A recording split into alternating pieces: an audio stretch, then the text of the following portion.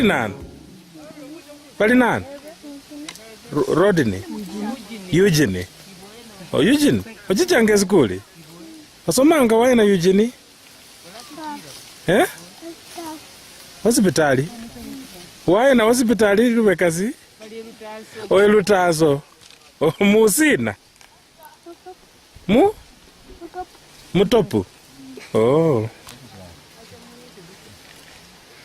Eugene goes to Lutaso. He calls it top, but in Luya he says top.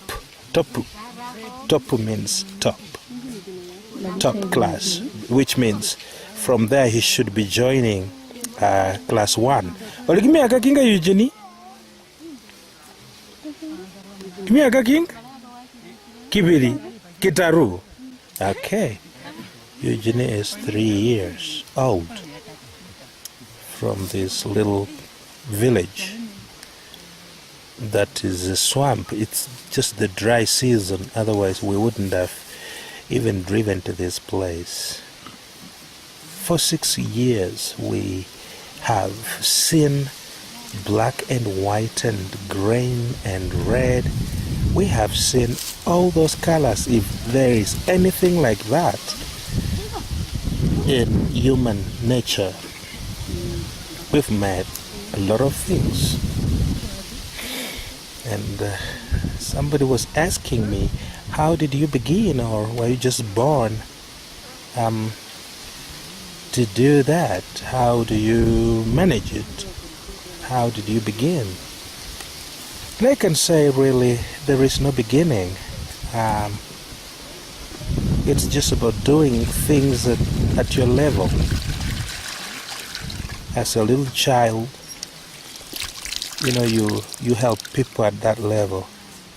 I believe that people are born with hearts. We have some people with very heavy hearts, and they are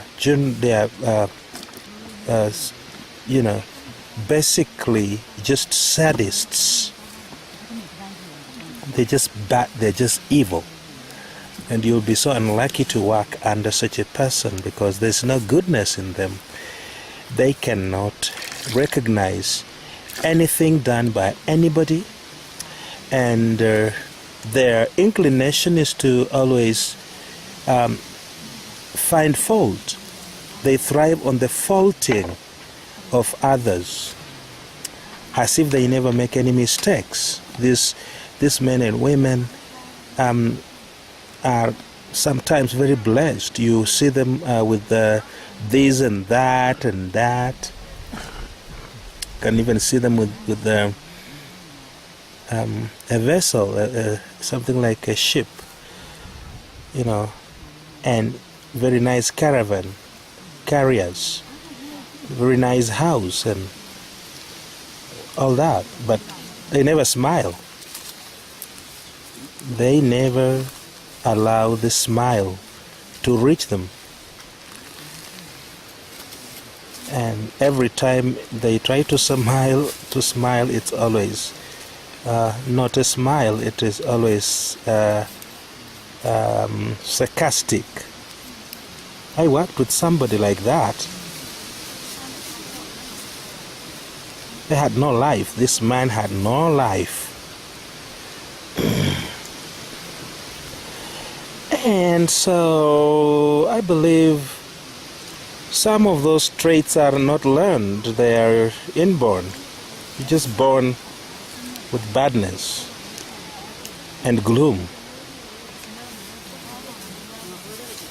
And they mark a pen to mark out the achievements of others. Not really achievements, but the demerits. When it's an achievement, you get annoyed, you get discouraged.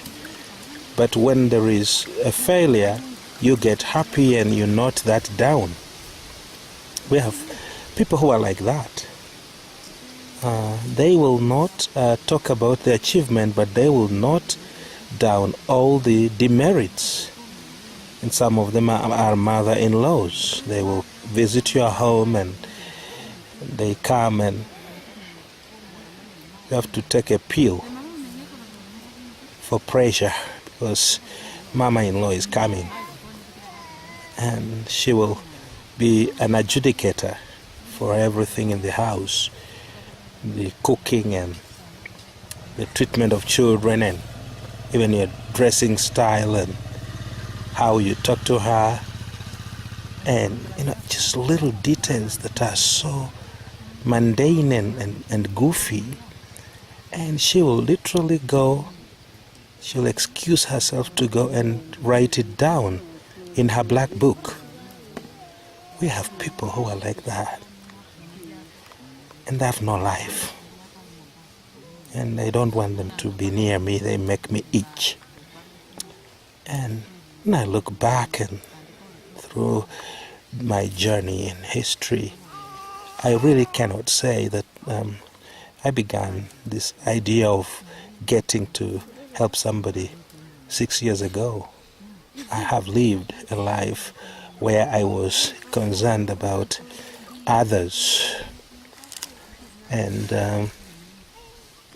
I did things in that little corner,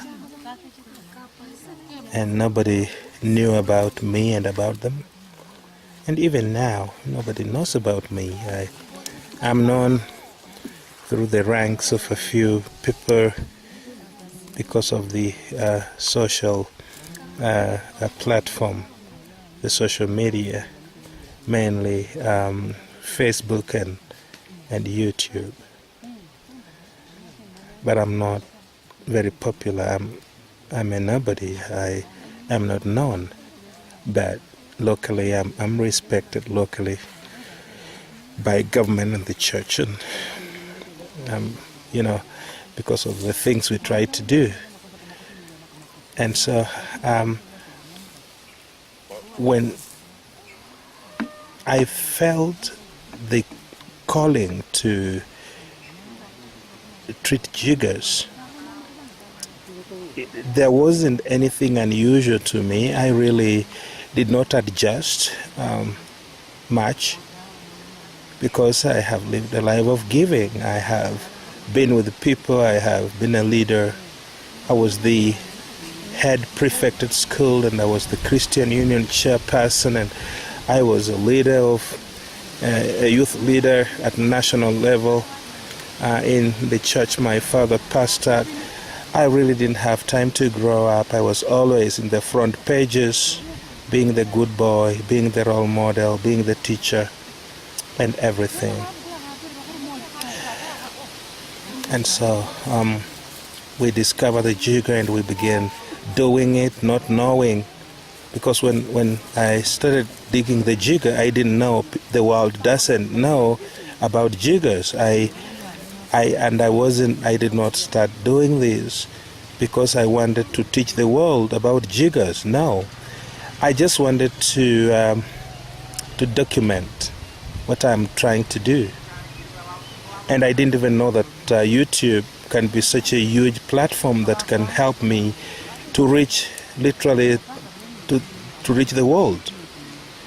And I didn't know, people didn't know about the jigger, so I was just doing that. And when you look at my videos earlier on, there are funerals and celebrations, and we were doing a lot of things with women. We were empowering women by supporting poultry farming and fish farming and table banking and microfinance, little things.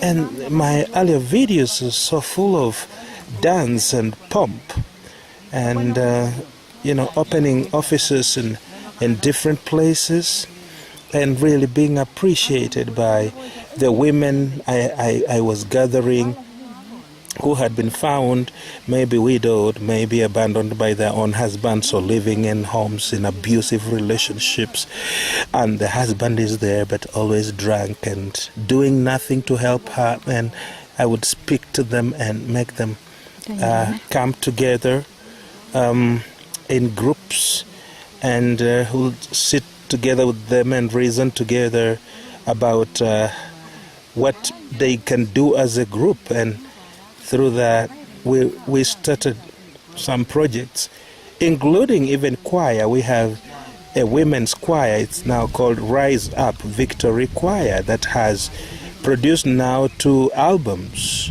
and they're doing really well. When we had the children's party on the 26th, they sang and they were number 1. We had over 50 different choirs competing, and Rise Up Victory Choir maintained the trophy that I produced in 2015. So they still have the trophy. And so it wasn't, we struggle with some things. We all struggle with things. And we have people who struggle with giving. They can't give. It is very painful for them to give anybody anything. And they'll feel that loss, and they'll feel really bad for giving. And these are selfish people. They cannot give. And when they have actually given, then they will make follow-up. They'll follow up what they have given to see how it is behaving. And here we say that such people have money with eyes, that their money have eyes and they have mouths. They scream those monies. So we have people with selfish orientations, selfishness, and it pains them to give. And I'm blessed not to be pained, to be having that weakness. Giving doesn't pain me.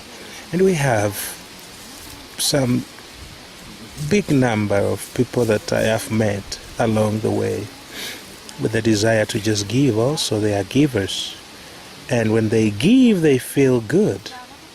When they have given out, they feel relieved. It's like when they are having things and nobody's benefiting from what they have, it pains them. They feel weird. And that is a gift from God, generosity. And I've met them in the course of Rise Up.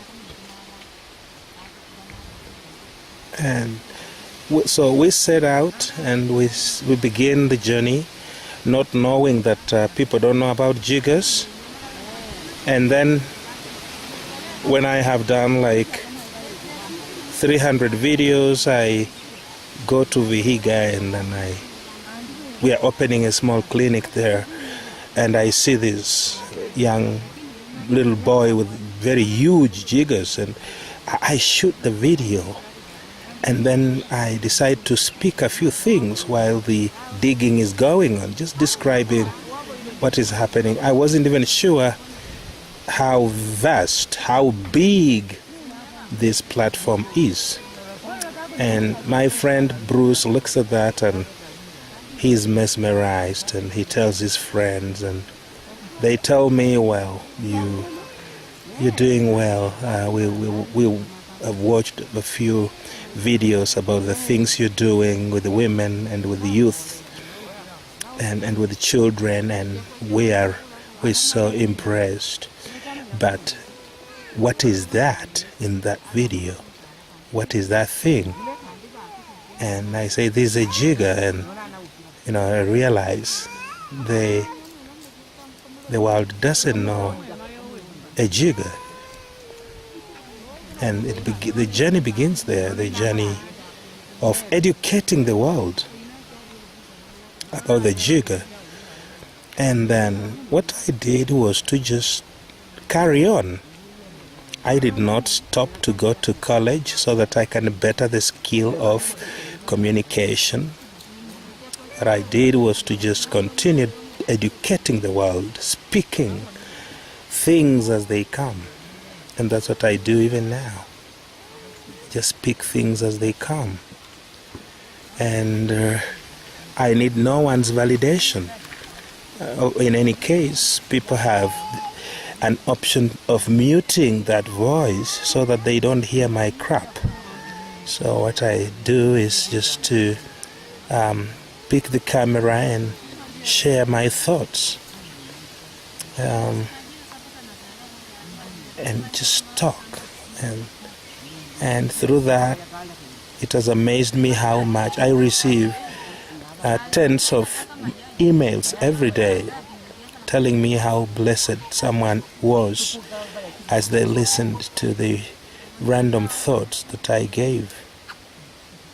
And I give out these things because it is so boring shooting the video and just being there, not, like muted voice and just shooting. And I also don't do voice overs. I do it right in the field as I sit and see women doing their favorite game of gossiping in the field, and I'm there, and so I capture the spirit of the moment. And because my emotions are there and all that, I share my heart because I'm there. I'm there in the field, and so I share out like I would never do if I was sitting on a chair somewhere in an office and just doing a voiceover. And I say anything that comes to my mind. And some people have picked offense in the things I said. And I'm sorry about that, but that was just how it came. It came out like that. And so there wasn't any training in videography. And what I have simply been doing is teaching the world, teaching anyone who cares about the jigger, teaching Kenyans. I know they watch this because we have people living in this country and living in big cities, and they are living Western lives in Africa, and they are so private and they don't know what is going on in the countryside.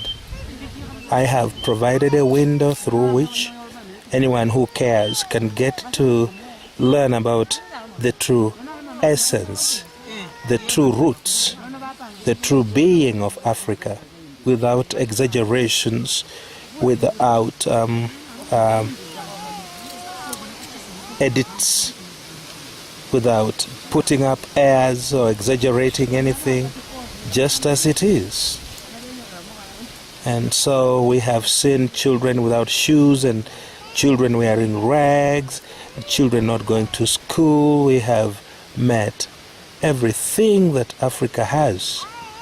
Sometimes I've gone to the urban areas and I showed anyone who cares the contrast between a rural place like where I am right now, where we have sugar cane and children are walking barefoot and the women are carrying water on their heads for a very long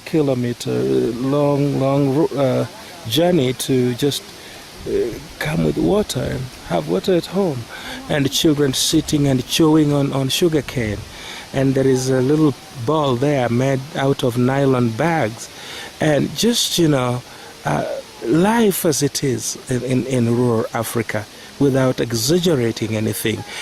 And I've been able to do that. Just sharing. I've shared about the Western life in Africa. Recently, when I went for the YouTube Awards in South Africa, I was at the Nelson Mandela Square, and I shared a few things about Mandela, having met him in person in 2004. And I was there and shared about the westernized kind of life in Africa, because South Africa is a developed country here. It's a first world country in Africa. So all those things we share them. So, and I remember going to Soweto to visit my mom. Her name was Anna, and I had bought her a beautiful dress. And I found she had died. She died last year, so I was so frustrated, so devastated, standing there and not being able to deliver my gift to her. She was the best woman, best mama you can ever have. And so I have shared literally about Africa. And if you really want to learn about Africa from an African point of view, from the eyes of an African man who grew up in Africa in poverty and all that, then my channel offers that. So I'm just trying to answer the question, how did you begin? And I'm trying to say, I did not begin. I have always tried to step into people's lives with the motive of, doing something to improve the situation they are in. And so it is an honor for me. And therefore, the motivation, I cannot say money was the motivation. It was never the motivation. We have pumped more money into Rise Up Society than the donations that ever came in.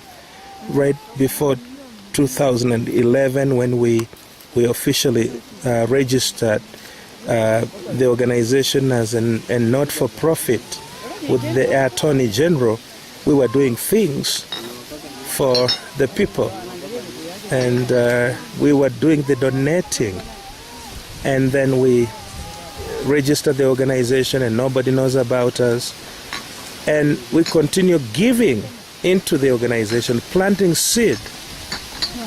2011, 2012, 2013, we were just doing it. 2014, that is towards the end, that is when a lot of Westerners knew about the channel and donations began coming in. So the resources we have pumped into the movement of love in action are more than what we have received. And I'm not complaining. That is how God ordained it to be. And we were blessed to bless. And everything worked for good. And so we will continue doing this that we have been called to do.